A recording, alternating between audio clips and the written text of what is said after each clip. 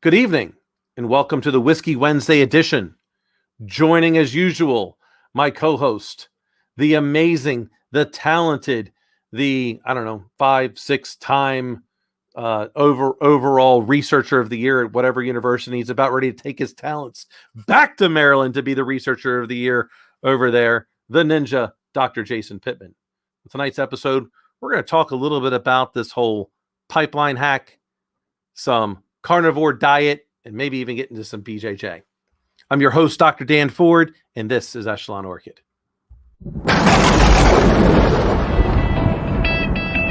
Guess who's back?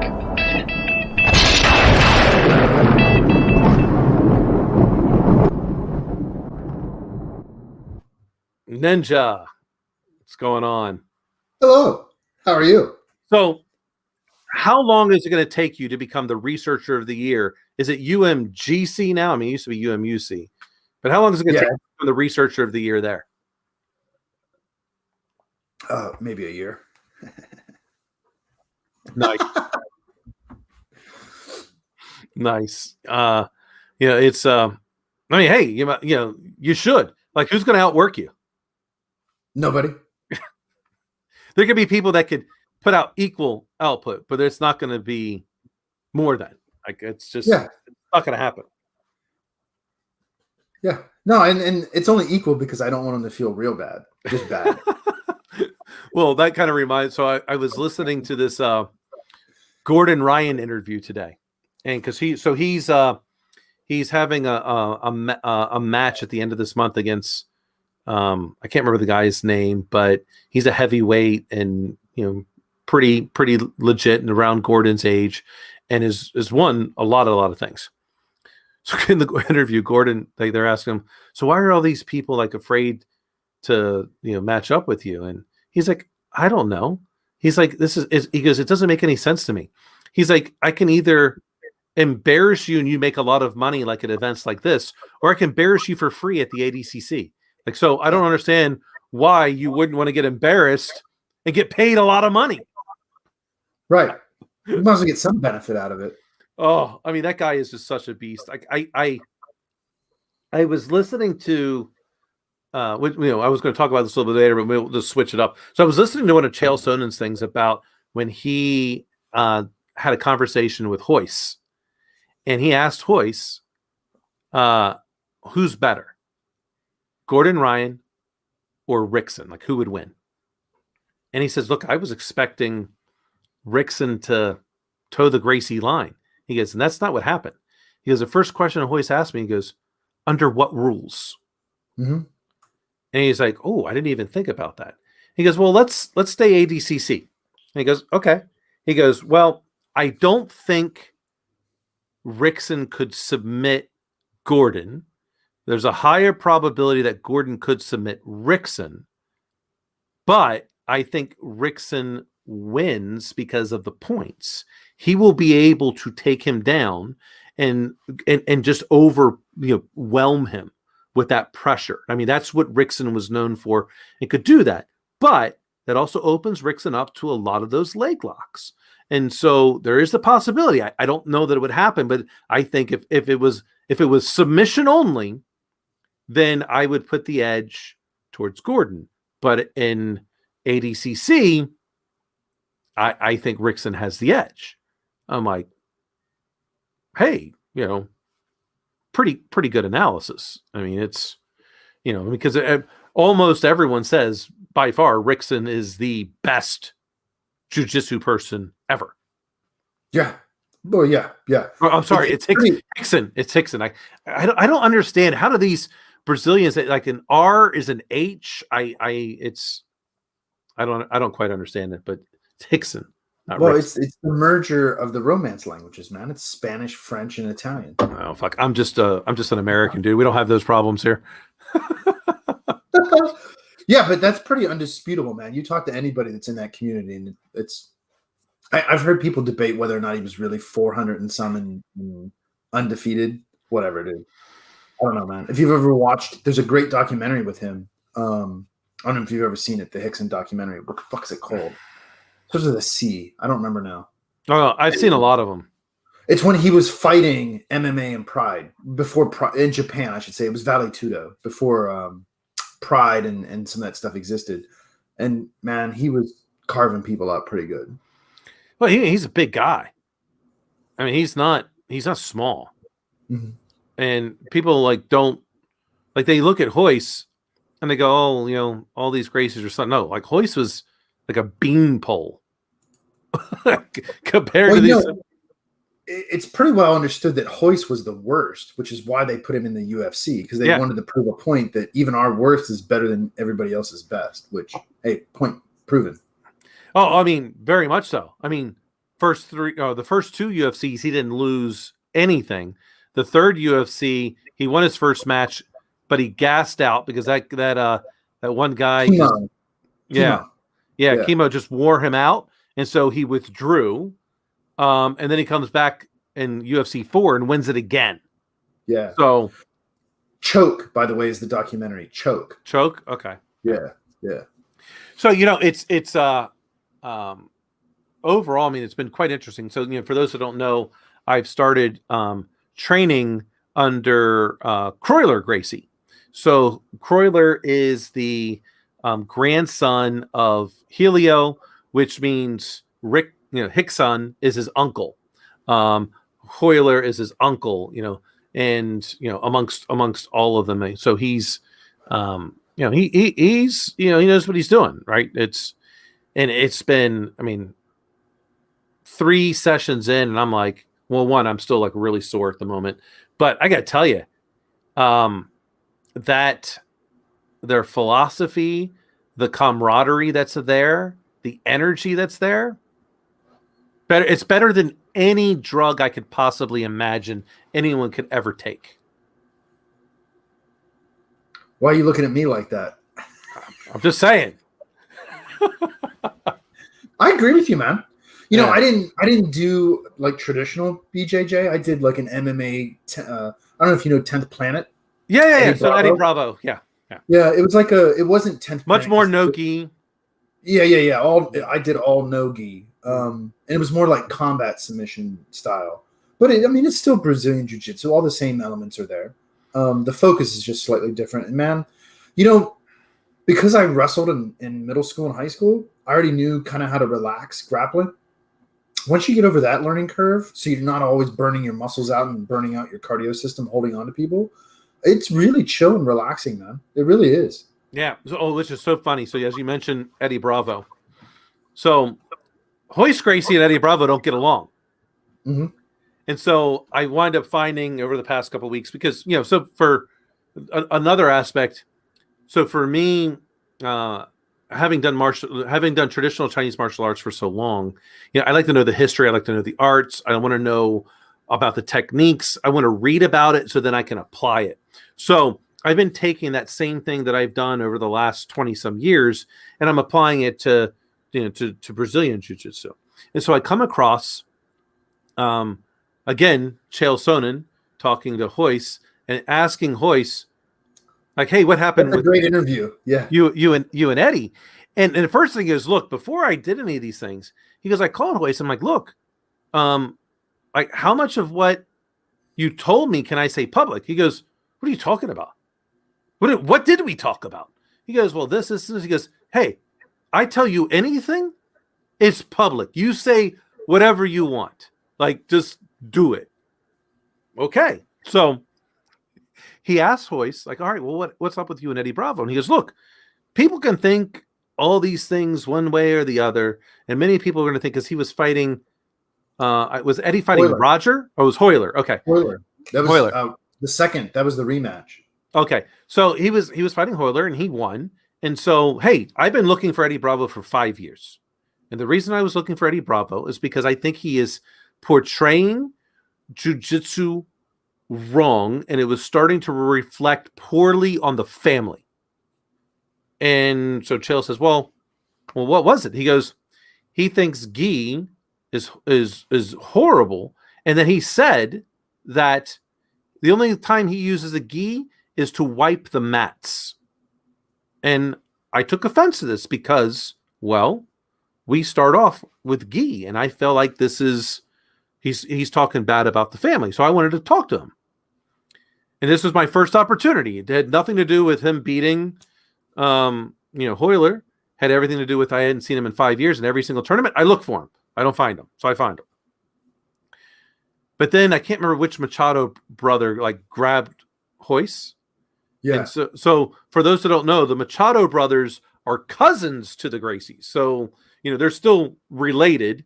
I don't remember where the split happened, but it happened with one of the daughters of, I don't know if it was a daughter of Helio or one step up to where it may have been a sister of Helio. I don't recall the lineage.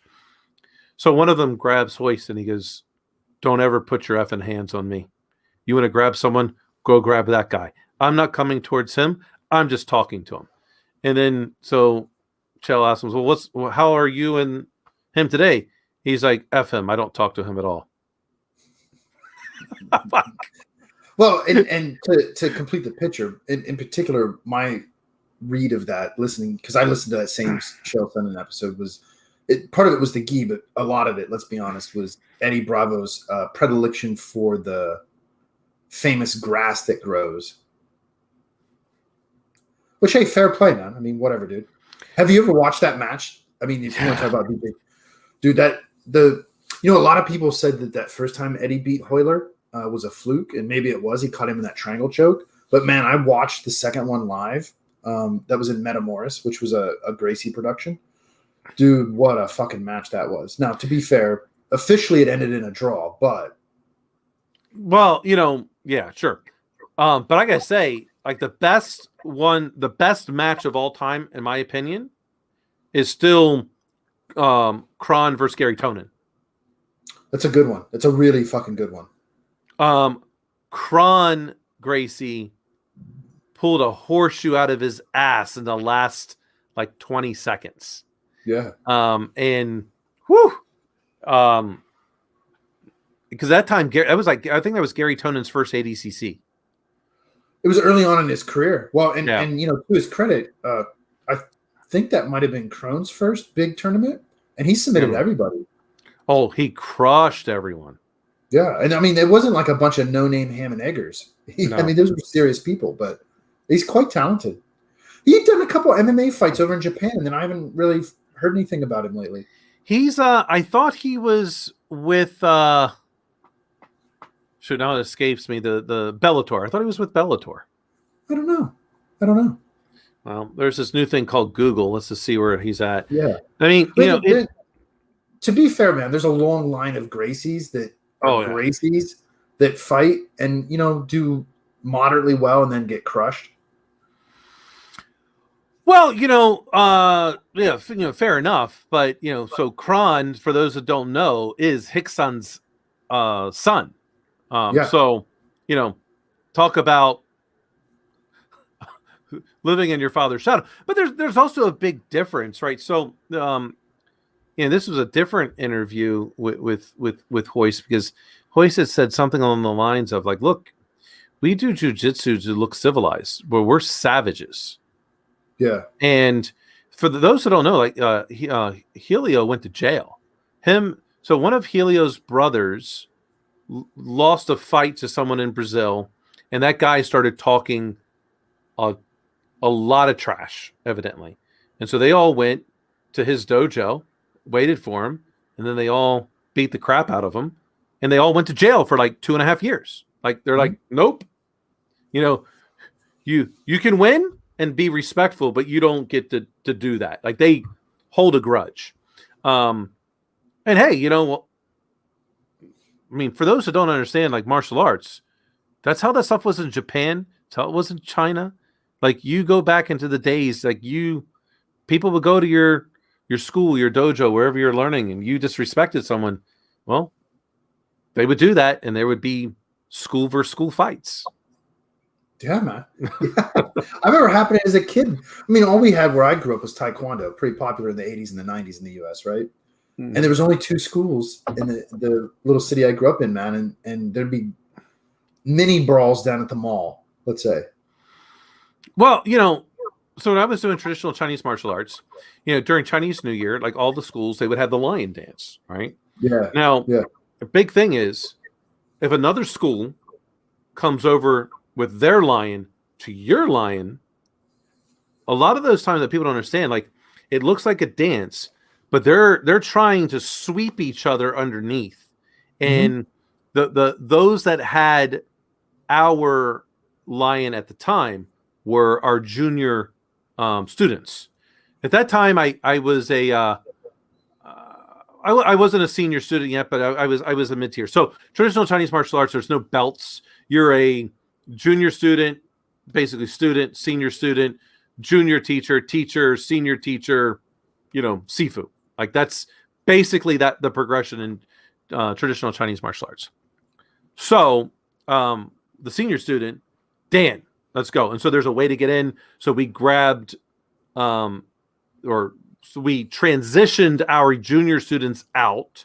I had the lion head, and then we basically knocked the other lion over because we could sweep. Like it was, hey, like you don't do that. That's like back in the true day. That's where people start bringing out the weapons, and it's a full on brawl. Like you never bring another lion, from that aspect from in the art next to the other one without doing a proper, hey, can I join you and stuff like that. And this one just came over and was kind of like harassing them. And so it, that was like in 1999 in Baltimore where they had the Chinese New Year.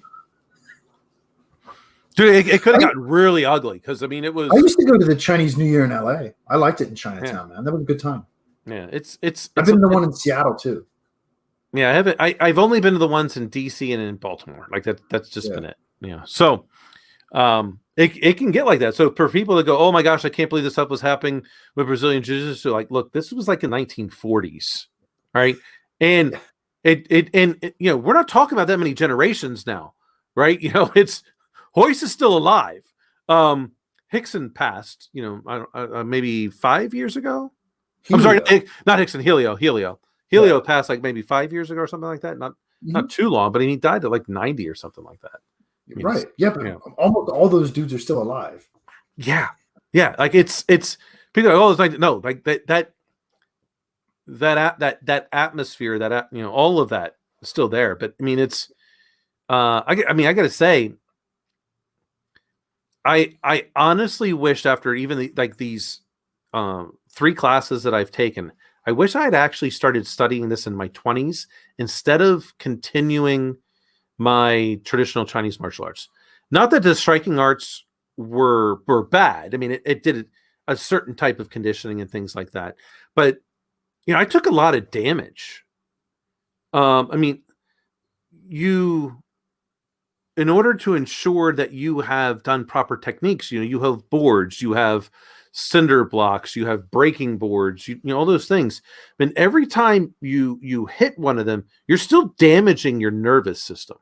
You can only hit these things so many times where eventually your body just says, that's no good. Like you got to stop. There's only so many times you can take a punch. Only so many times you can take a kick.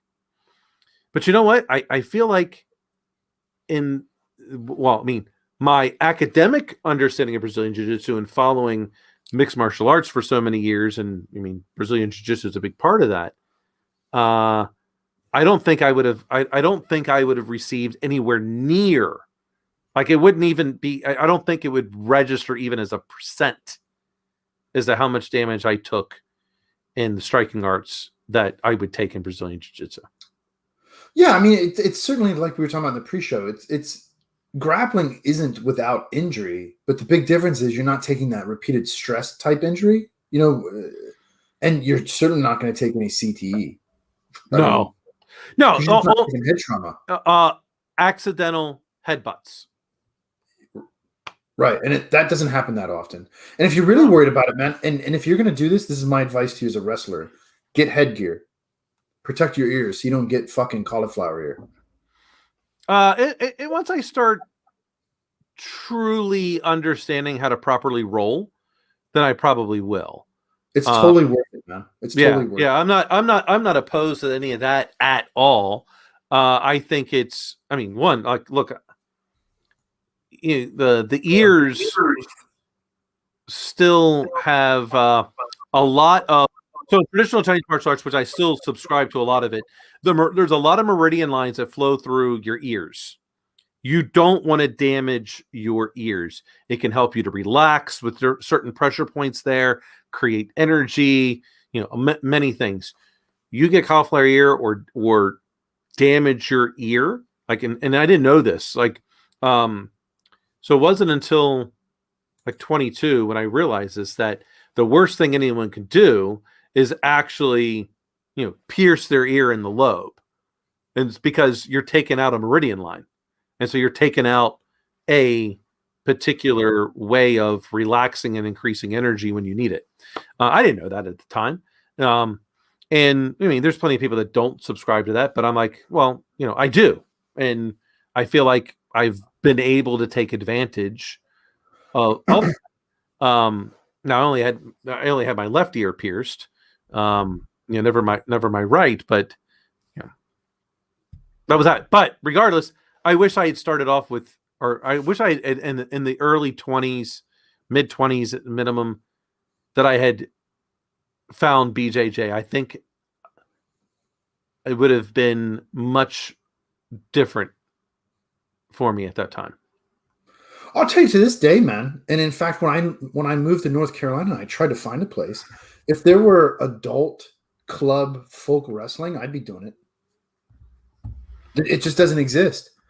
Once you get out of high school and certainly past undergrad, there is no American folk wrestling. Everybody transitions into freestyle or Greco-Roman, because then your only hope is to go to the Olympics. Yeah. Or the Pan American Games or some shit like that, right? Like top tier amateur level. It's the weirdest thing, dude. There's all kinds of judo and jiu-jitsu and Brazilian jiu-jitsu, but there's no folk wrestling for adults. It's bizarre. I mean, it doesn't surprise me, in a way, because people, I mean, it's not sexy. I guess people don't look at it like a combat art. I don't know why, because it clearly is if you look at the evolution of MMA. But anyway, last thing I'll say about this, at least from my side, if you're going to start competing ever, make sure you understand how to do the oil check. Which is? Ask somebody. I'm asking you. What is it? 2 fingers. Oh, okay. Yeah. It's a legit move. It's just called the oil check, or getting your oil checked. I'm not sure if it's a legal move. Oh, it is. Is it? I mean, in folk wrestling, sure. I have no idea. I just kind of look at it as, if I'm doing everything correctly, they wouldn't be able to get to that point. No, what I'm saying is you have to do it sometimes to get somebody to move. Oh, yeah, well. Yeah, no, you don't want to get your oil checked. You want to be the one checking the oil. Just so we're clear. Nice. All right, so I'm going to switch this a little bit up to the oil pipeline.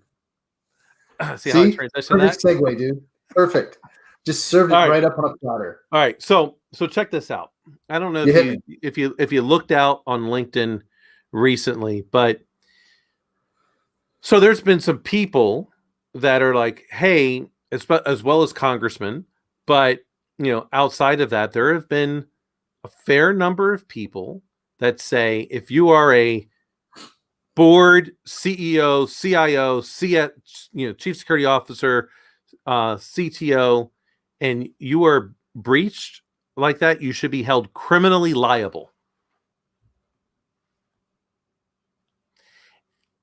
What is your initial thought with that?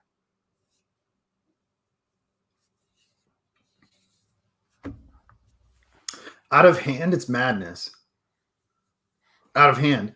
I mean, now, there's certain instances in which, through, let's say, negligence would, I think, be the proper term. Somebody could be held, at least civilly, if not perhaps criminally, if death is a result, let's say, or bodily harm of some kind. Um, but man, hold somebody criminally liable. I don't know, dude. That's a big ask, and that because that big. I hate to say it this way, but that's a really slippery slope, because once you start that, where does it stop? What then can't somebody be held criminally liable for? Civilly liable, that's a different conversation, right? Yeah. So this is where I go with this initially, and I think maybe we spoke about this either early last year or maybe even on This Life in Tech, and I still firmly stand behind this, because those that have any type of business insurance, there's a clause in there that says we'll reimburse for all these things unless it's an act of war. And they classify if it is a state-sponsored actor doing something like what happened to the the oil lines there with whatever it was called. I don't remember. That's a state-sponsored action. They would not necessarily cover that depending on their cyber insurance company. So where I'm going with this is that if that is where the insurance company is saying this is an act of war, then the responsibility to protect the citizens and the companies that are here on the continental United States, and I'll include Hawaii and Alaska, even though they're not considered CONUS.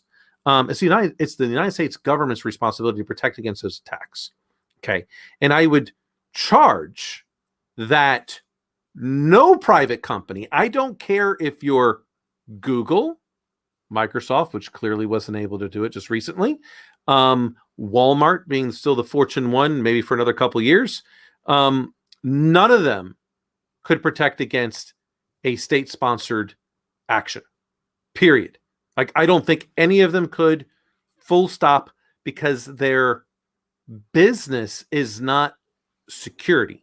I mean, hell, OPM, which is supposed to protect information, and for those that don't know, in 2015, OPM was breached by China, and that's where all of the civilians' government security clearances are held, which includes biometric data. That's their job, is to protect that information. And they couldn't do it. How do you expect a private company to do that? And so this came about because this guy, Malcolm Hawkins. So I was on a panel with Malcolm, many moons ago when I was at Fixmo. He was a former CISO for Intel. He was the CISO for, I can't remember which endpoint product that BlackBerry just bought.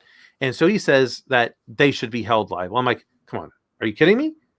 I'm like, you really think? He goes, well, in some cases, yes. And I'm like, in no cases, if it is a nation or a state-sponsored action, can't happen. Now, because here's the other part. Like, this is where let's start, unraveling this ball of yarn. I'm the CIO of a pretty big credit union, and how do I know where my third parties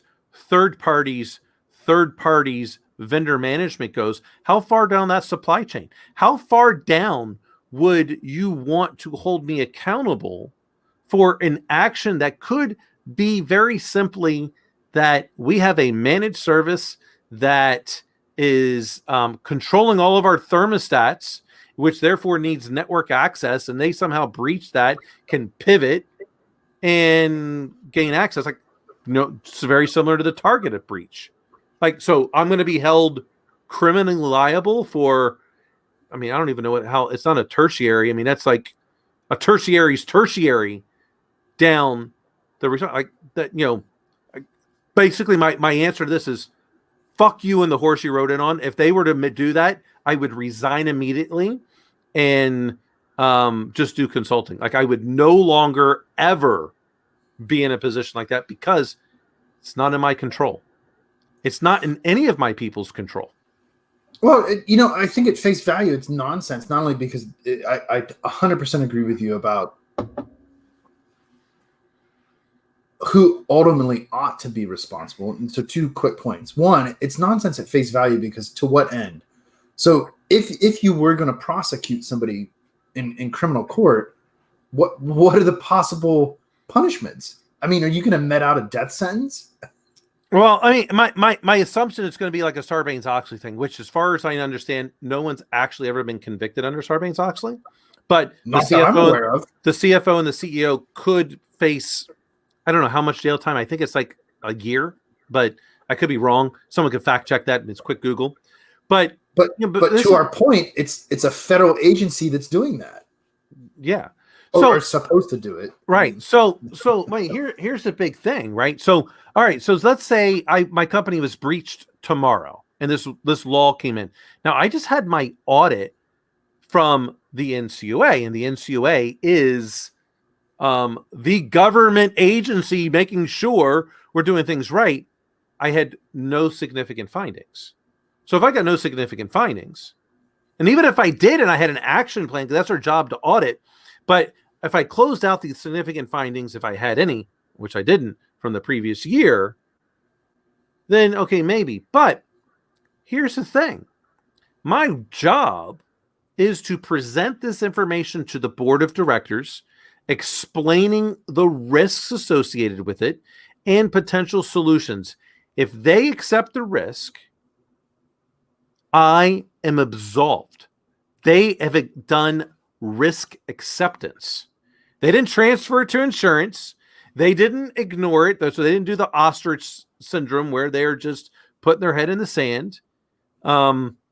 They didn't give me additional funding in order to go resolve. They accepted. It's a big, big difference. And so even still at that point, because they're weighing, as the board, they're weighing the goals of the company with the shareholders. Now, in my case, it's members, so it's not shareholders. But with that and the revenue impact along with the expenses. So if I have to defend against a nation state as the CIO for my credit union, my budget has to be unlimited. And that's not the only entity that can have an unlimited budget is a government agency, because they could do whatever they want. So that's the only way. You have to, and even still, you're going to get popped like, the government, the U.S. federal government has, like the Russians have, like the Chinese have, like the Iranians have, like, name a government agency. Dude, I just got to find one. Got to find one sucker to click on a link, and I'm in. Just one. See, well, and this was going to be my second point. The other thing is, it's fundamentally the wrong way to try and deal with it. So what that, in my take, what that opinion is seeking is blame. Who ultimately should we hold responsible? Which presupposes that it's a foregone conclusion that it's going to happen. Well, then why don't you deal with the root of that, right? I mean, this race to zero of who to blame and who to hold accountable is not healthy, and it's not productive because, well, for a variety of reasons, right? I mean, somebody's always going to blame somebody else. That's dangerous in culture. Well, so I'm going to just interrupt for a moment. If you're blaming someone else for what happened, you're not a leader. That's right. Exactly. And that's where I was going to go with that, which is one of the main things that we've been talking about for a long time. Rather than trying to say, oh, you should be this, or this as a punishment, right? Or some type of forced responsibility, why don't we figure out how to crowdsource or public-private partnership and actually try to solve the root problems? Like, why? Here's a good question. Why was it possible to begin with? There's valid reasons at some level of why that's possible that it could happen. One of which is nation state versus non-nation state, or nation state versus nation state. I mean, there's all kinds of conversations you could have about it. And maybe to some degree, you're never going to get a zero risk. Okay. But does it have to be that much of an impact? I don't know.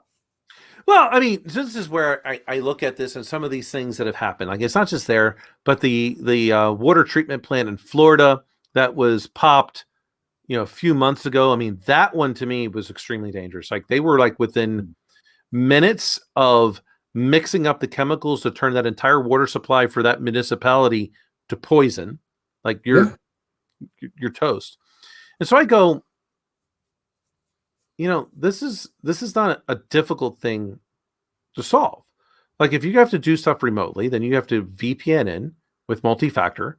You need to go to a jump host, multi-factor. I then also have to, and when I go to that jump host, I'm doing so with a different account of which a different group had to enable for that particular change window. And then they've enabled it for the change window. And then I've authenticated multi-factor, and then I'm able to do my job. When my job is done, then that other group, in my case is the technology services group, then disables the account because the change window is over and has been completed. Like now there's no way at that point. I mean, it's mathematically improbable someone's fucking some shit up at that point because the account's being disabled. And I, as a person that can do the change, don't have the ability to enable or disable my account. Right. See, that's the other side of separation of duties. It's separation of duties, which, I never really, other than because I don't like doing paperwork, that's the only problem I really ever had with Sarbanes-Oxley was just the amount of paperwork you had to do. But the control, the idea of a control, at least in the 404 IT side, is reasonable. Just do what you say you're going to do and then evidence it appropriately. Okay, that seems reasonable to me. Separation of duties, change control. That's the part of availability I think a lot of people tend to miss, which is time-based. And that's, stuff should be available when it's supposed to be, obviously.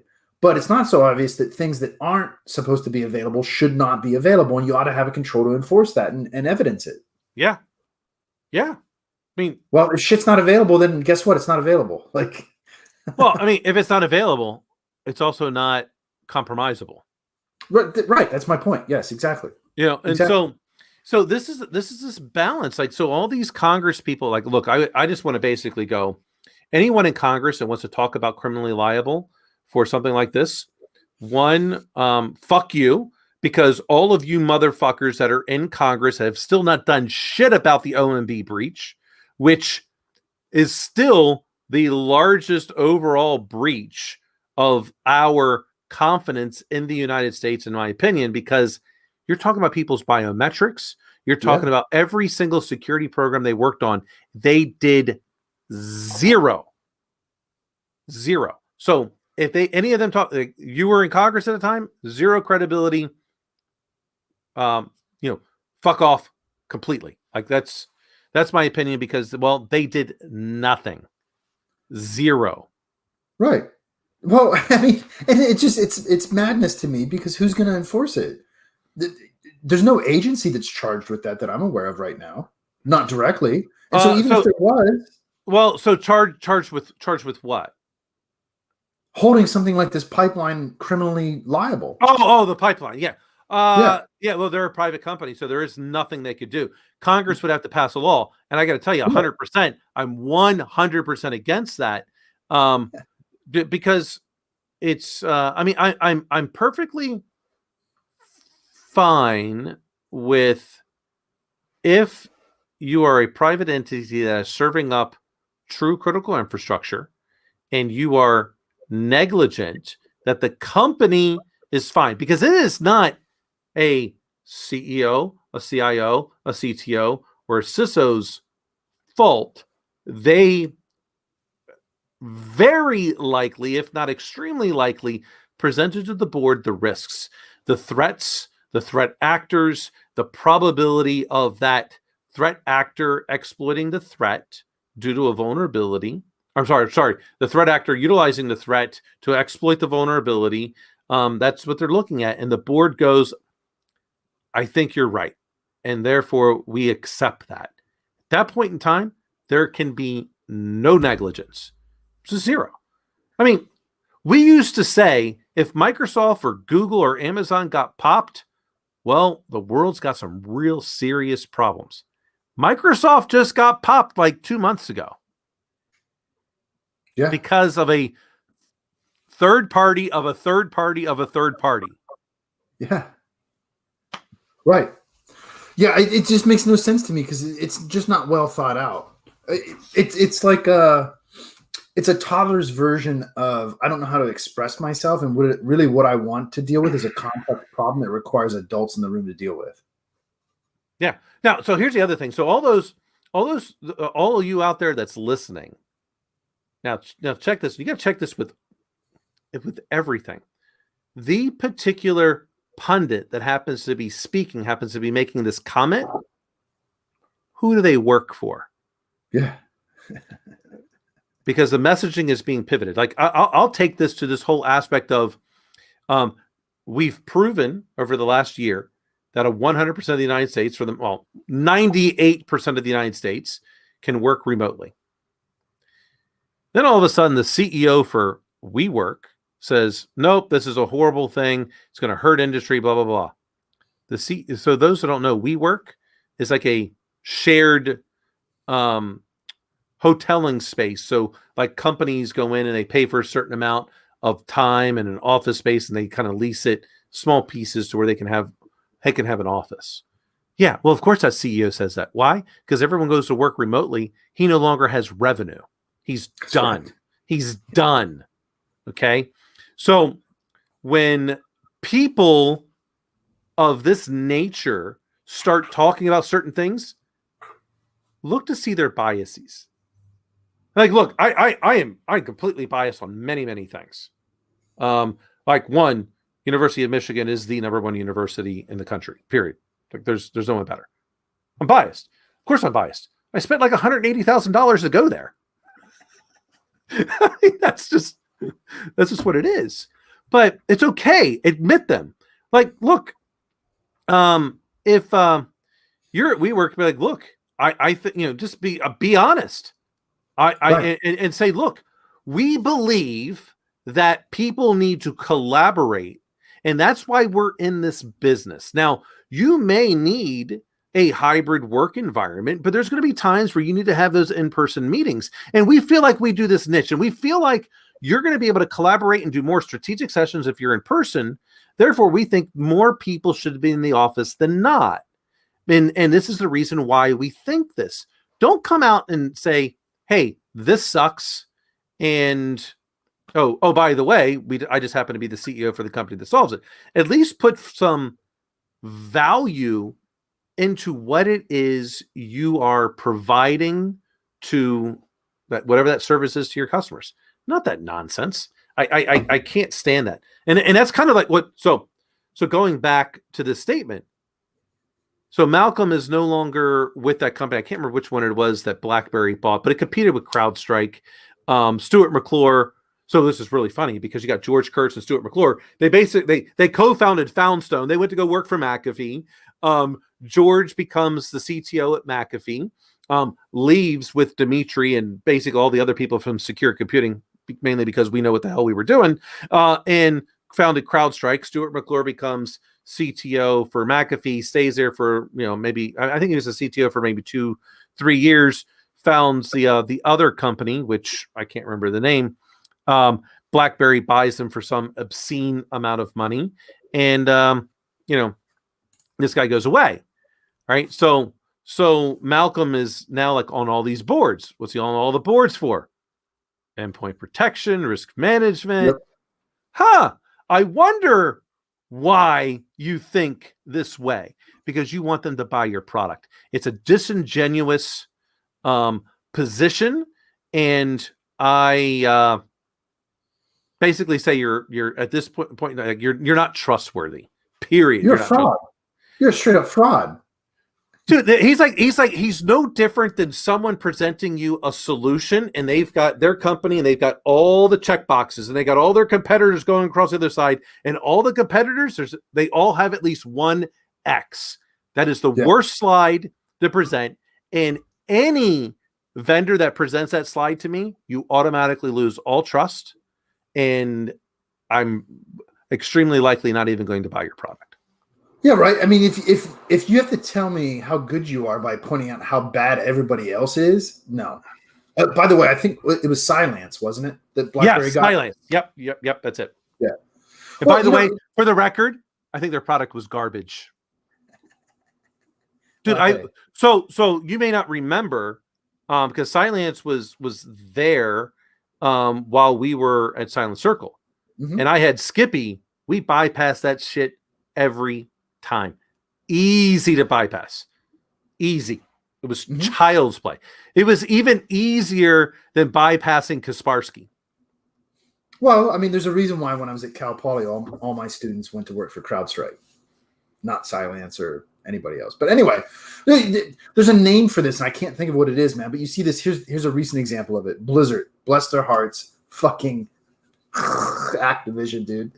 They're releasing the second expansion. So they had this classic server. They're bringing out the second expansion, which was like 16 years ago, right? And they offer you a service that, for all practical purposes, should be free for $30. The internet goes crazy. Fuck you, Blizzard. Fuck you, Activision. And then they come out the next day. Oh, we heard you. It's only going to be $15. No, dude. Listen, don't get it twisted. They knew exactly what that price point was. They got you upset about 30 so that 15 seems like a bargain because it ought to be $0. What was the service? Was this the multi-factor token? No, it was like cloning a character from one server to another. It's a database copy. That's all it is, dude. Yeah. So that's where Star Wars: The Old Republic. They're like, okay, hey, if you're a paid member, you can do like one transfer a month. Yeah, if you want to do more than that, then you got to pay. But one a month, and then that particular character wasn't available typically for a day, and then poof, the next day you're good, you're done. Right. You know how many times I transferred my character? 0. Why? Because I wanted to own that server with those characters.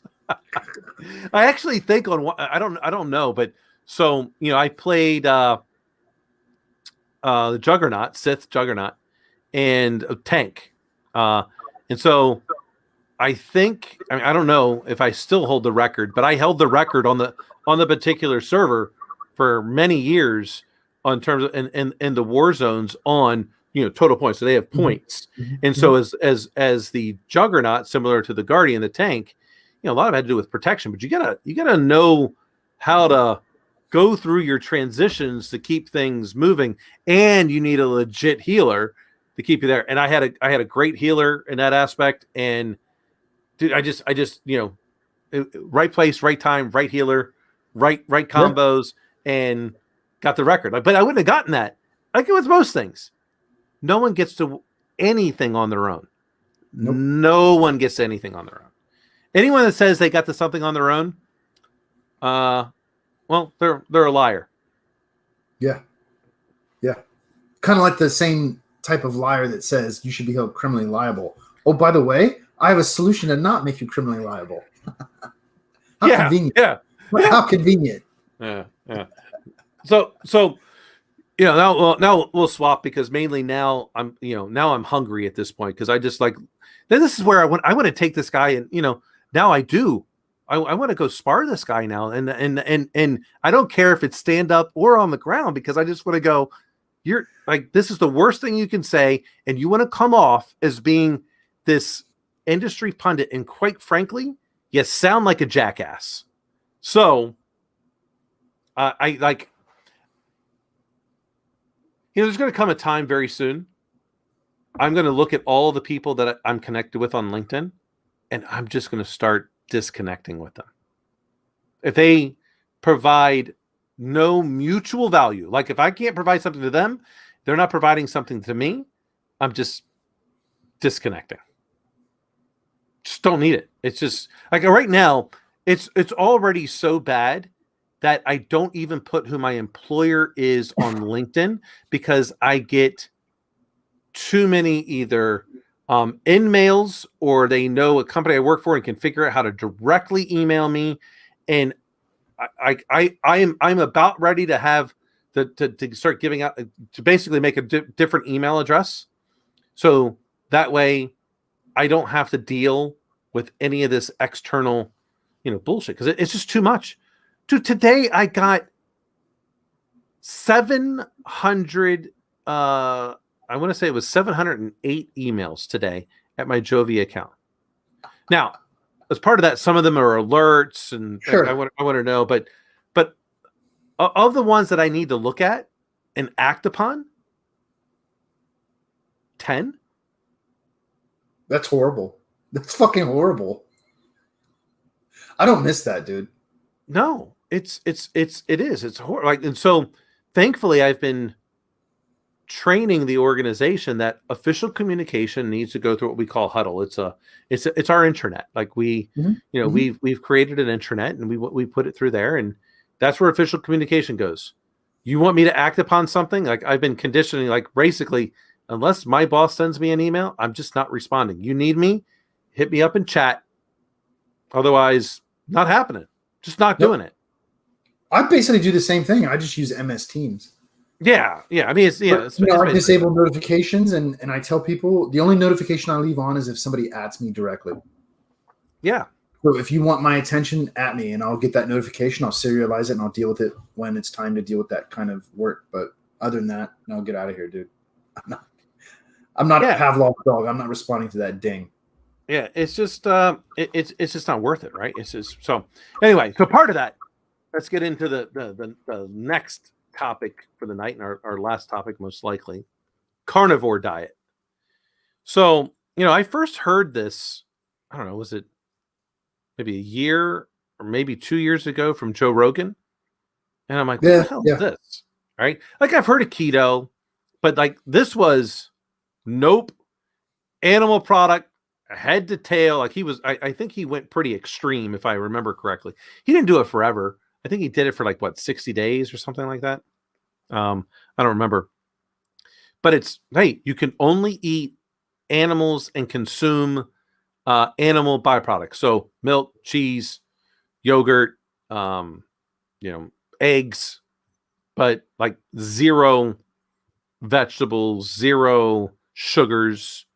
And the way I looked at it was, well, that seems like a very extreme elimination diet.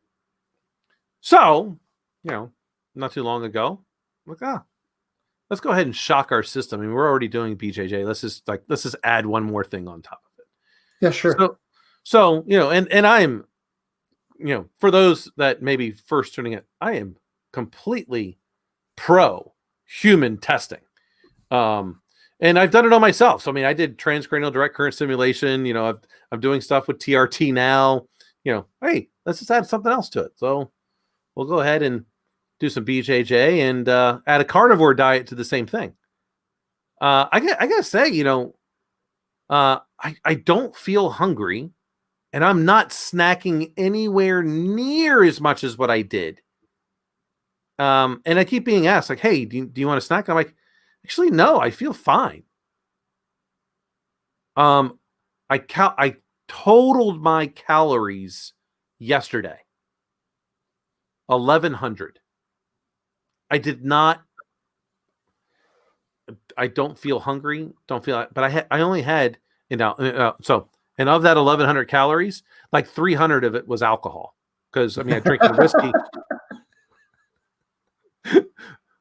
But I'm sitting there going, all right, well, I mean, and it's not beer. Like, so I'm not doing beer. I do have a little bit of wine, but, it's mainly whiskey. And whiskey's got like hardly any calories, but there's zero carbs and there's zero gluten in any distilled spirit. And I feel pretty damn good. Yeah, man. Yeah.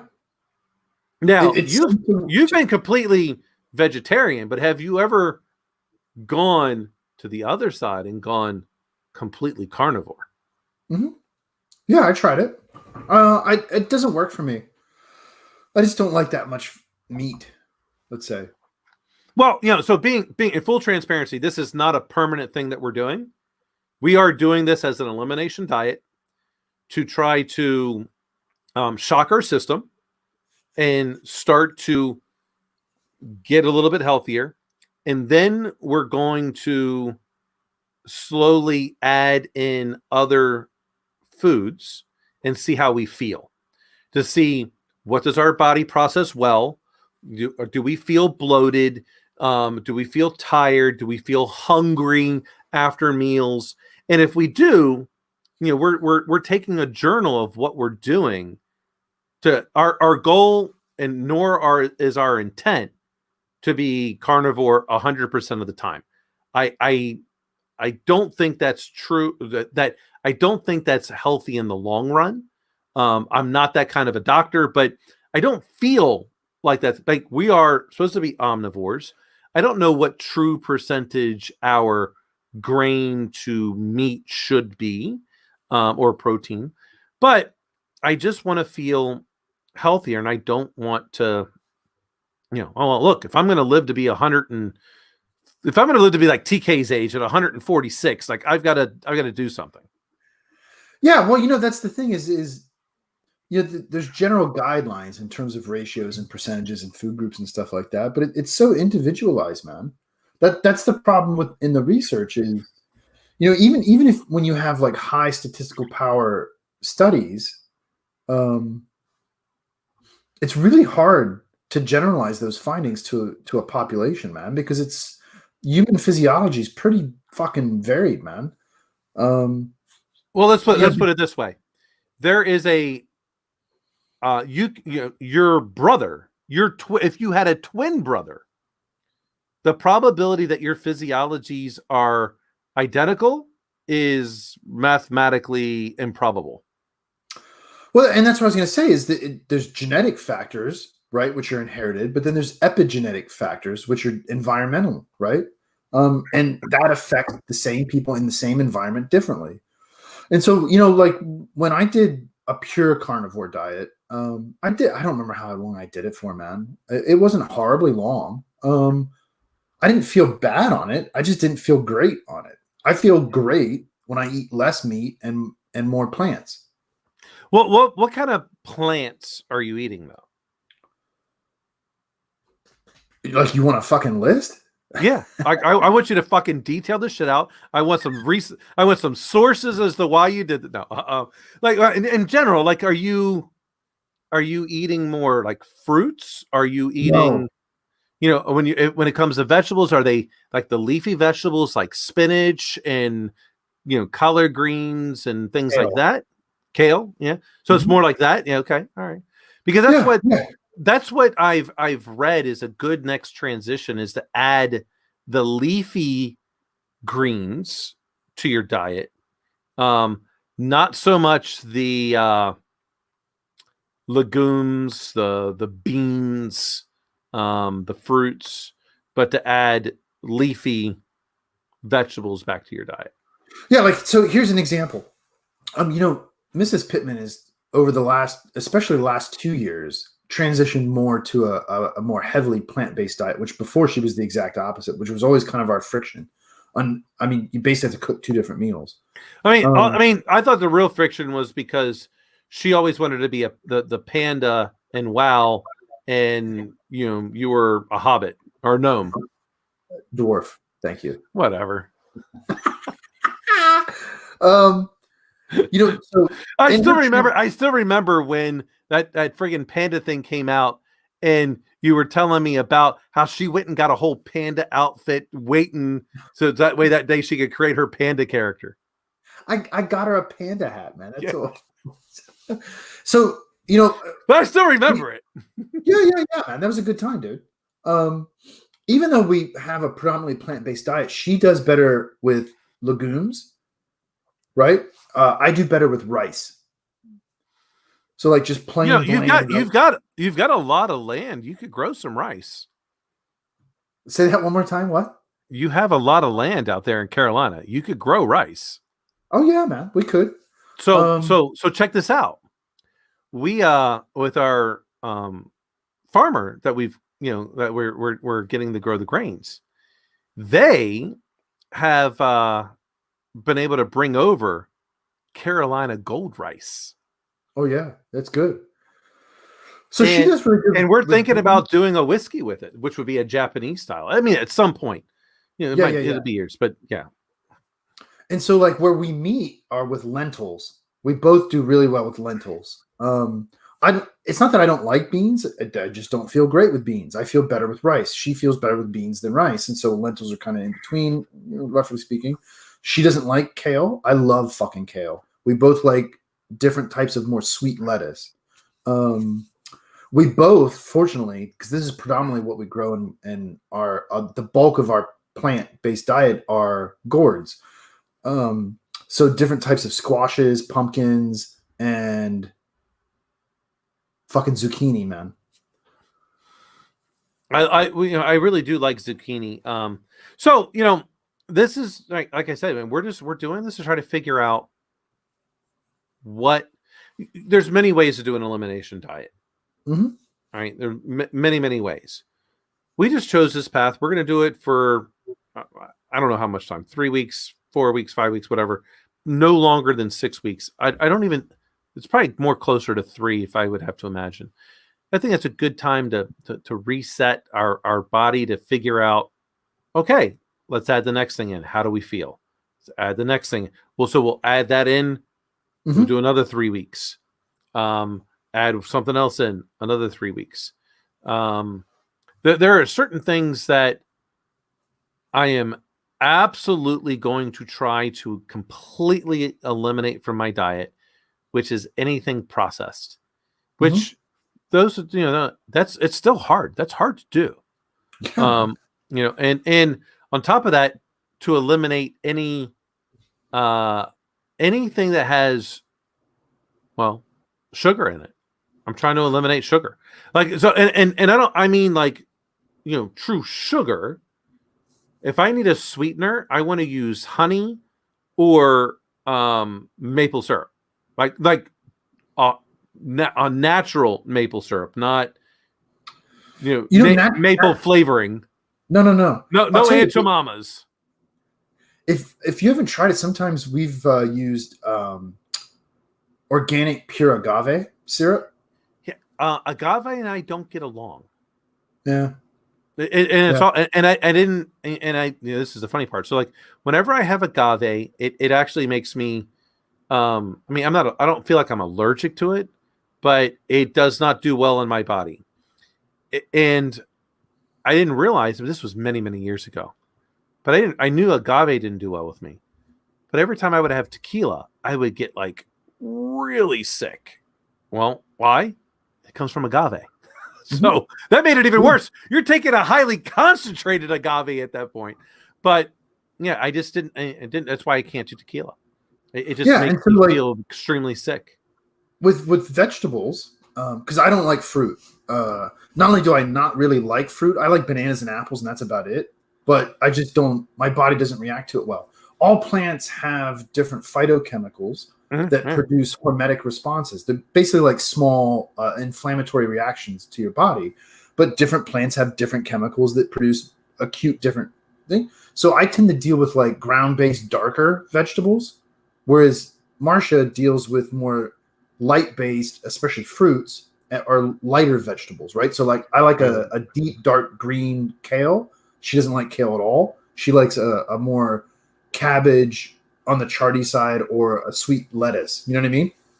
Yeah, yeah. You just figure that out by trying shit, man. Well, that's the only way to do it. And that's why we're kind of doing it. I got to tell you, one of the things that I love, and I used to quite frequently, my breakfast used to be a juice. I would juice a bunch of stuff. You know what I love to juice? Beets. Loved beets in a juice. So my go-to was beets, kale, cucumber, jalapeno, an apple, and then I would add a tiny bit of honey to it, and that's what I would do. I loved it. It was amazing, and quite honestly, it probably spiked the shit out of my insulin because of the amount of sugar in that beet and apple. I probably didn't need to do it that much, but beets have a ton of sugar in it. I mean, it's not a they have a lot of antioxidants too. Yeah. I mean, it's, and this is an interesting thing. So rum, by definition, in the United States and most places in the world, has to be either 100% sugarcane or 100% molasses, and therefore, beet sugar cannot be rum. However, the TTB in the United States doesn't really say that. It opens up the door for a beet sugar or a sorghum. The problem that distillers have is if you ever want to export out of the United States, it would be a different product. Yeah. we're doing 100% organic sugarcane. Just now, we have thought about doing sorghum because sorghum's grown here in Indiana. We have thought about that, but then since we haven't played with it, we don't know how that will do. Turning that into gin or turning that into our flavored vodkas. We might at some point just make it more and more about Indiana, but we got to go with what we know at the moment, how we were trained. We'll experiment later. But this is what's the TTB is so friggin' particular about labels. All right, so our one vodka that's a flavored vodka, which we haven't released what it's going to be just yet. So we put it's a blah blah blah blah vodka, and then so the first time we got rejected for the label, we just went blah blah blah blah vodka, and handcrafted by Dragon's Mouth Distillery. On the back, we said, hey, this is infused with blah, blah, blah, blah. And, a whole bunch of cool shit in there. They came back, can't say infused. It must say flavored vodka. I'm like, well, it's not really flavored. Like, we're not using flavoring. We're basically doing it like a gin where the alcohol vapors are flowing through this. The only difference is that in order for it to be gin, like the only difference between flavored vodka and gin is there's no juniper berries. That's it. All right. And so you can either cold macerate and then distill it, or you can have a gin basket and then let the alcohol vapors go through it. So we're doing the gin basket. So I'm like, it's not flavored. It's not like Snoop Dogg's gin, which is absolutely garbage. It because it's all artificial. I mean, it tastes artificial. I don't know 100%, but it tastes artificial to me. And for those that don't know, I want to say it is anytime someone says it's like natural cherry flavoring, it comes from like the anal glands of a beaver. Okay, it's natural because it comes from a beaver. It's no cherry in that at all. You can look that up. Like it's like someone told me that, and I'm like, fuck you, no way, that's not true. I looked it up, and I'm like, oh my. So now I look at stuff, and I'm go, if it says cherry natural flavoring, I'm going, I don't know that I want to do that. So they reject it, and they tell us why. I'm like, okay. So we resubmit. Okay. The label, blah blah blah blah blah blah vodka. Right at the bottom, we say a blah blah blah blah blah blah flavored vodka. At the bottom. On the back of the label, we do the same thing. Reject it again.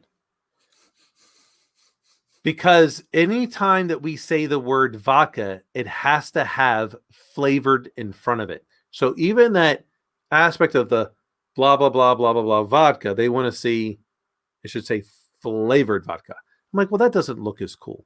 So the other option we have is just to remove the word vodka from the whole thing, like that top. And that way it just says the two things that we're infusing this thing with. And then at the bottom say the two things we're infusing flavored vodka. We may have to go that route. Can't you just call it Slavic distilled spirit?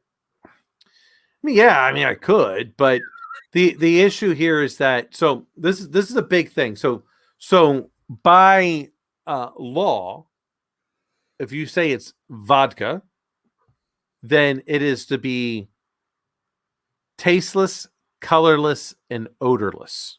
Okay.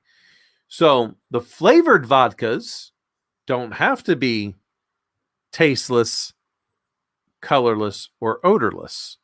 They're allowed to have those things. But that's why you have to say flavored vodka.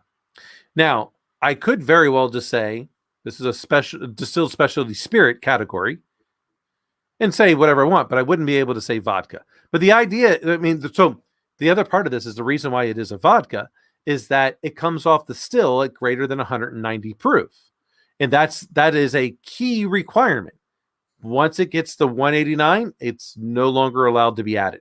So you just take, and for the most part, you're getting stuff between 195 and 190 when you do this at this point. And then you're watering it down to 80. And vodka's not aged. I don't know of any vodka that is aged. Like if you're going to age it, then you just might as well be a whiskey at that point.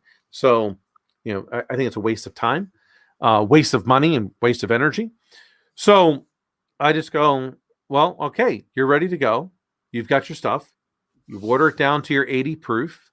Now you probably know this being in the biology field, but many people probably don't know. If I have a gallon of spirits and I have a gallon of water, I don't necessarily get 2 gallons. No. All right. And now here, and people may be wondering why. Well, alcohol also contains water. And so a beer being roughly, 6% alcohol means it's 94% roughly. There's a little bit, some differences, but roughly 94% water. So when you have a distilled spirit that's at 40% alcohol or 80 proof, that means it's 60% water. So when you blend, you don't get a 1-to-1. Mm-hmm. It's actually less. And so there's a calculation. We use this this app. It's actually called Hoochware, which is really kind of funny. But they give you that they give you the calculation. Okay, I've got X amount of gallons at this proof, at this temperature, and I'm going to add X amount of gallons. Or no, I say I want my target proof to be this. And then they'll say, well, what's your water temperature? Because temperature matters, and you put that in. And they'll say, okay, you need to add X amount of water to this then in order to get it to that target proof. And it's never 1-to-1. No, it's like going to Home Depot and wanting gray paint and asking them to do a 1-to-1 mix of white and black. Yeah, you ain't getting gray, dude.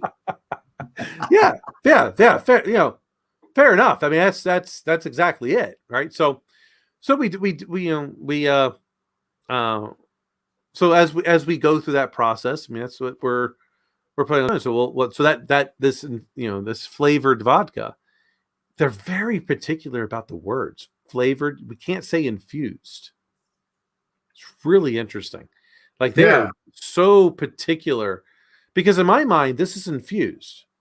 Sure. Because a flavor to me I'm adding like an extract. That's what that means to me. Whether it be an all-natural extract or a artificial extract, flavor, that's what flavoring means to me. And to, Webster's dictionary, evidently, but not according to the TTB. It makes you wonder what went so horribly wrong at one point for them to be so nitpicky about it. The FDA. Yeah. And this is a big thing. So, speaking of the FDA, they've got a lot of rules. Okay. And so we'll end this with this particular potentially controversial topic. Where are you at with it comes to the COVID vaccine? What do you mean? Where am I at? Have you gotten it? Yes. Both shots? Yes. Or which one did you do? I did the 2-shot Pfizer. Okay. So I was scheduled originally to get the Johnson & Johnson like in mid-April, when basically 3 days before it broke that there was a problem. And so they canceled my appointment. I didn't reschedule. So then I started kind of thinking, and, by all means, I'm not against vaccines in any way, shape, or form. But I started kind of thinking,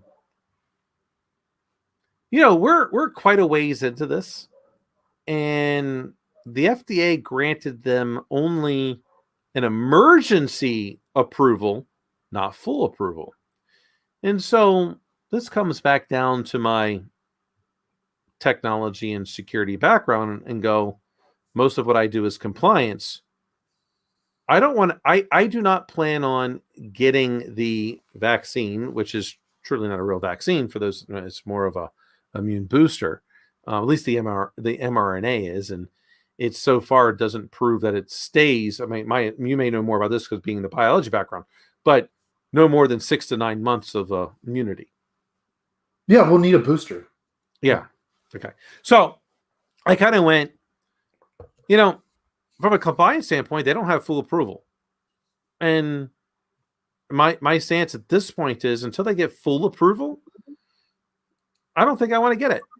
Mainly only because if the Johnson & Johnson vaccine had not been canceled because of quality control issues, I would have gotten it. But since that happened, it made me rethink, well, why do I want to be the beta tester? Sure.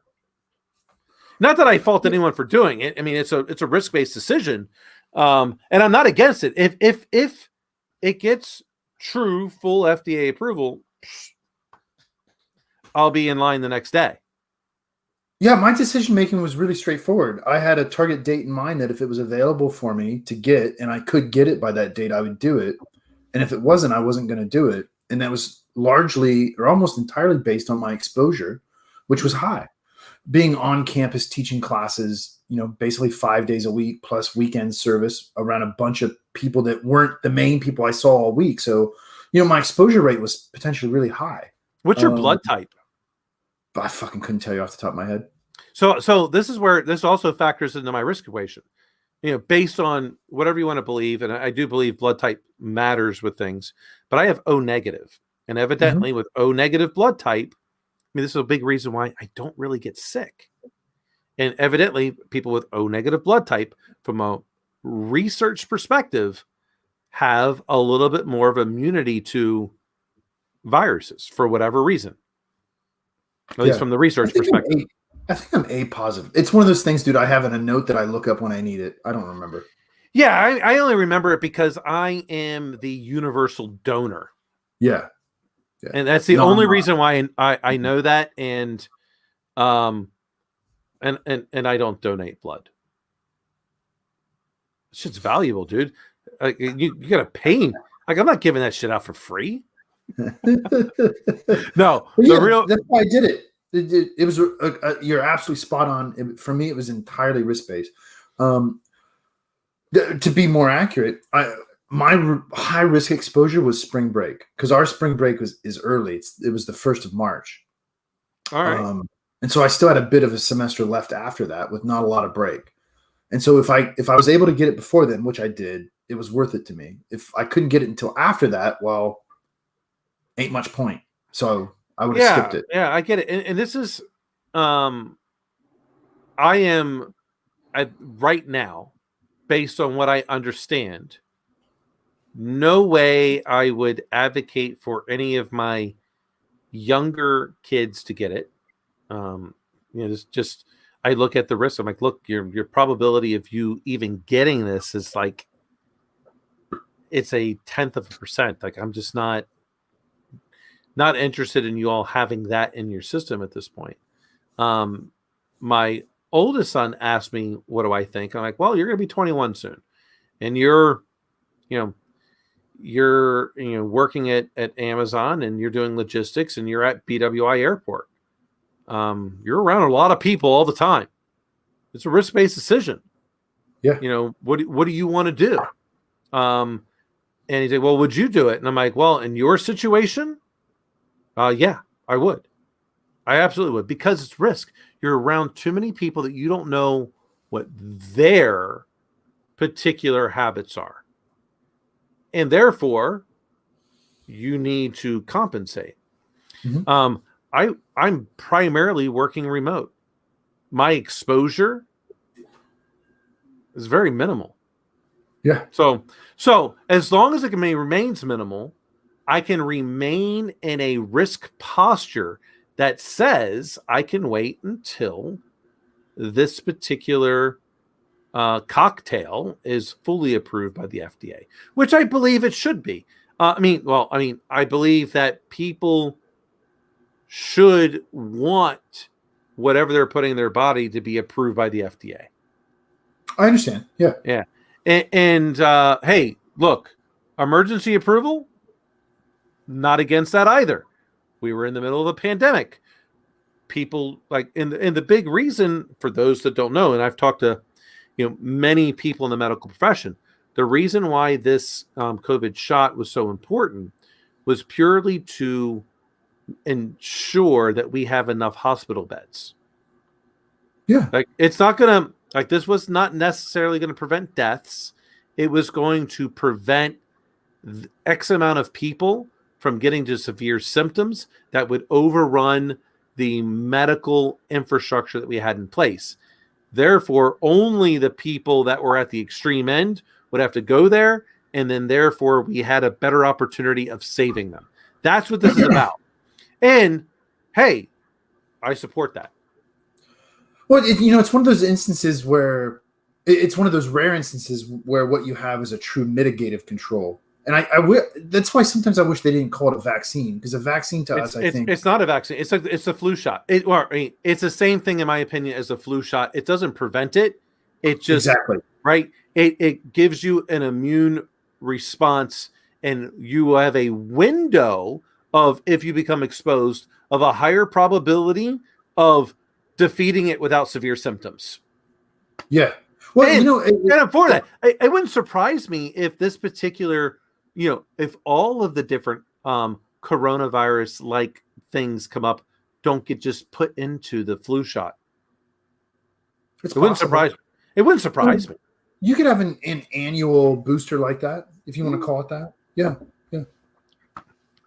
I mean, for those that don't know, and again, I know at one point we talked about, okay, this is more like a flu-like thing. Well, it's not. I don't believe it's the same. It's not. Okay. Where things are tangentially similar happens to be in that the way in which we can help defend happens to be in these immune booster-like things. And I'm perfectly for that. But the flu shot typically is only like 40% efficacy. It's not high. There's been sometimes it was less than 5% after they did it. Like, they thought it was going to be great, and they did it, and it was sucked. Like, because it's a guess. You don't know the strain. Well, you don't know which strain and how it's going to mutate from season to season, because it's so virulent and volatile. Yeah, yeah. So that's why I go like, okay, while they're different, it's a similar evolution in how we can defend against it. And hey, I feel pretty positive after. So I listened to this podcast with Neil deGrasse Tyson, and he had on the lady who basically invented CRISPR, right? And she was talking about how this mRNA, vaccine shot, in my opinion, evolved and why it works. And I'm like, okay, wow, like that makes a lot of sense. And arguably, I feel like regardless, I mean, now that they fixed the Johnson & Johnson one, I think all three of them are relatively safe from anything. I'm now on my principle. That's basically it. It's all my principles. Well, why take on the extra risk of the side effects of it when you don't have to take on the risk from the virus? Dude, I gotta be honest. Like, as many as I have a lot of tattoos, as you all know. I don't do well with my blood being drawn still, or a shot. The tattoo is different to me in my mind for whatever subconscious reason, I don't know. But if I give blood, I have to basically be laying down. And even still, up until that point, I look white as a sheet, and I'm sweating. Like, most people look, hey, you're getting ready to go into an MMA fight. Like, I'd be the perfect person. Okay, I'm just going to go give blood like 2 days beforehand, because I'm going to lose like 20 pounds of water weight. I mean, that's, it's bad. I have to bring, I honestly, I got to bring a change of clothes, because especially like for my shirt, I'll be drenched. It would look like I was just doing cardio for like 3 hours. It's that bad. It's all subconscious. It's psychological. Yeah. I know that. I just haven't figured out a way to defeat it just yet. But thankfully, I don't have to do that very often. So Right. So how much time am I really going to put into it? But it's the same thing with the shot, and I'm not against vaccines at all. I'm just not. I mean, my tetanus shot's up to date. When I've had to go to certain parts of the world, I get my immunizations. I get it. I'm not stupid. So I just feel like I want to wait till the FDA at this point fully approves them. And here's the thing, and here's another reason why. So I was reading some article somewhere, don't know what it is, but we're kind of on the third generation right now of the Moderna and Pfizer vaccine. They've learned things and they've changed it. Hey, and that is the scientific method. So I'm not shitting on that at all. So we're kind of in my mind, it's no longer version 1.0, we're at version 1.3, and I definitely feel a lot more comfortable now than the very first 1.0. Hey, in the technology space, you never want the .0 release. You just don't. Right. So I looked at this as the same way, and now that we're this far into it, and I haven't. I mean, I'm probably more lucky than good. I just and part of the luck, whichever is good or bad, the Johnson & Johnson vaccine didn't happen. I haven't gotten it. Now, I do plan on getting the antibody tests before I even get the shot, though, just to see. Right. Because if I already have antibodies in my system, then I'll wait. I'll wait longer.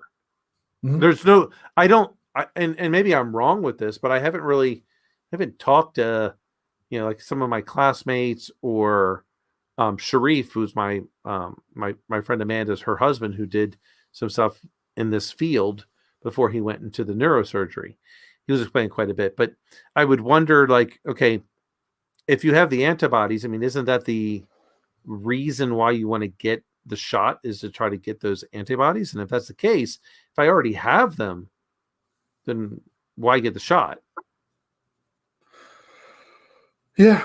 I don't know the answer. I don't know the answer, but it's a question I have. If I have the antibodies, why should I get the COVID shot? There's some narrow explanations for it, but largely speaking, no. I would like to know. It helps me make my risk-based decision. Now, the missus, as it stands right now, she can't get any of them because of she has a number of allergies that all require, like, she carries an EpiPen. And because of that, she is being advised to not get anything right now. Yeah.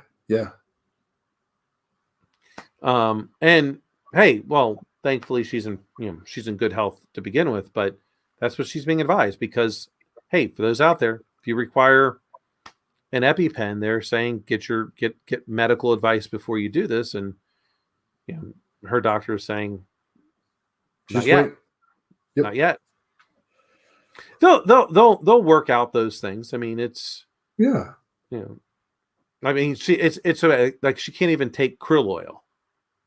Right. It has to be for her, it's got to be like 100% fish oil, no cross contamination. Whereas I take krill oil. There's more antioxidants in the krill oil. So that's why I take that, but she can't take it. It's so bad that if I have lobster or crabs, I have to basically brush my teeth, wash out my mouth, wash my face before I can really interact with her. Otherwise, it's like, thankfully, that so far has only been the need of, you better take some Benadryl. Right. But shellfish allergies are usually pretty severe.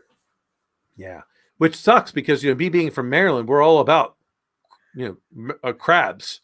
It's crab cakes and football, right? Right.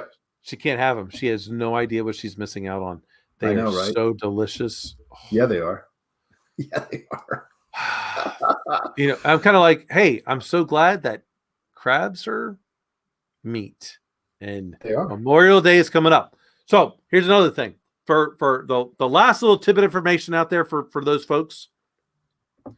You can only have crabs during the months that do not have an R in it. If it has an R in the month, should not eat those crabs. And that basically says, which is why crab season in Maryland is Memorial Day, last day is Labor Day. So they do go a little bit into September, but out past that, that's just a holiday. They extended a couple of days, but May, June, July, August, no R's. Mm-hmm. No crabs in September, October, November, December, January, February, March, April. They all have R's, right? Don't eat crabs in those months. You're not going to like it. Now, that's in Maryland. Now, if the crabs are coming from New Orleans, because New Orleans also has blue crabs, a little bit different. But if you're in New Orleans, or Louisiana for that matter, they don't know how to do the crabs correctly anyway, so you might as well just wait. They boil them. They don't steam them. They don't even know what Old Bay is. They are like heathens in Louisiana. Like they do not know how to do crabs. Crawfish, they know how to do. Crawfish is fine. Crabs, forget about it. And that's your last piece of advice for the evening. Crabs should come from the Chesapeake Bay. They need to be steamed. They should typically be steamed with beer, not water, with doused in Old Bay. Done. New Orleans, in most places, they boil them. I had this one chef come out because I asked him, because he said that these were Maryland crab cakes. So I told the waitress, I said, "Can you have the chef come out here and explain to me about these Maryland crab cakes?" Oh, sure. So he gets ready to get into it, and he goes, "Wait a minute, I just want to understand. Are you from Maryland?" I said, "Yes, I am." He goes, "Please don't order these. You're not going to like them." And you know what? I said, "Hey, thank you for being honest." Yeah, right. And he said, "Look, bottom line, no one in this area is going to pay $30 for a crab cake. So I'm going to call it Maryland crab cake because everyone talks about Maryland crab cakes. This is not a Maryland crab cake. Like, I've been to Maryland. My brother lives in Baltimore. My crab cakes are not the same as that. And if you're looking for Maryland crab cake, like, please don't order this because it's not. You're just not. Hey, thank you, thank you, because I was like, hey, I like me some Maryland crab cake. Love salt. So I worked for this guy called at Jailcraft. Dude, it was right on the bay, and we used to go off right on the his pier and get soft shell crabs and like literally done. Stunned. They were just amazing. Like, you're getting it right there. Yeah, it makes a difference. Oh, so good. Anyway, all right, my friend. This was our last Wednesday show for the season. We are going to be back live end of August, early September, most likely. I've got a lot of traveling coming on this summer. Got to try and mix it up a little bit out there with adding some guests to where the Ninja and I can both kind of interview them, get some stuff. We had some really positive feedback from when we've had guests on, like whether it be with the what was his name with the Chinese organ harvesting. That guy was great. That's still at this point our highest rated show and the most views by far. That was amazing. But even the other ones, every time I've had a guest on, they easily get into the 1.3 thousand views with significant watch time. So we'll try and get some stuff like that going for the next season.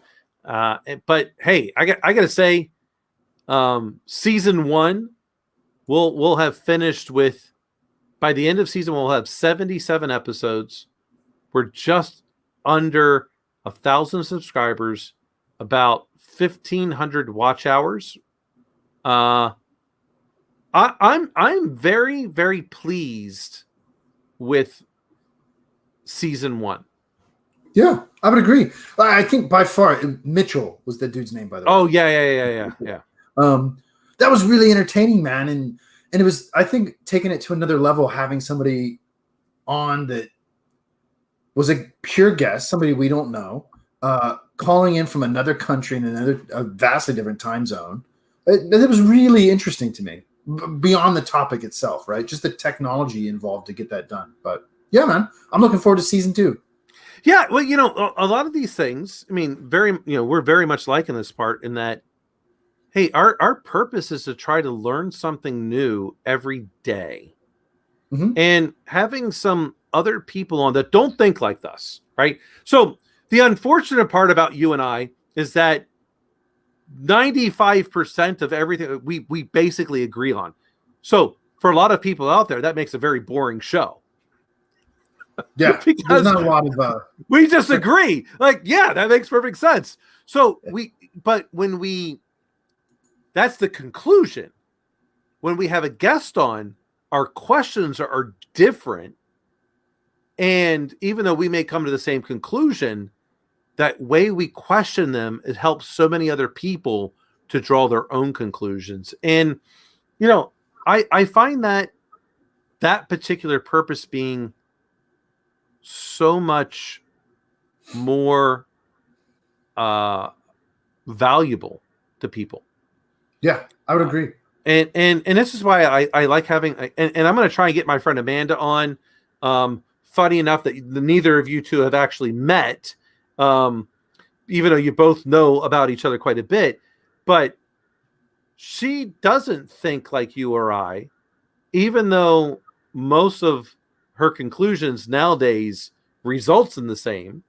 I believe she won't fully admit that, mainly because she doesn't want to admit that I'm right, but her husband Sharif knows it to be true. But hey, she comes at it at a different angle. She's the chief security officer for Relativity. It's not like she doesn't have a lot of things. She knows what she's doing. Went to grad school together. She's legit. And, not for nothing, which is really kind of funny. She's doing her PhD right now. And she's going back to her original undergrad, which is in like archaeology, just because she's like, hey, I just want to do it. And she's also studying and taking classes to become a chef, just because she's like, hey, I want to learn how to cook better, and maybe I want to own a restaurant one day. So yeah, you never know. You don't. So there you go. We all have multiple talents. But anyway, it was a great Whiskey Wednesday again. We will be back on Whiskey Wednesday towards the end of the summer, early fall. Tune in this Sunday for the season finale. Who knows what's going to happen? Should be all right, my friend. Oh, it always is. All right, my friend. Have a great night. Have a great rest of your week. See you Sunday. And everyone out there, be good. Take care. Cheers. Bye.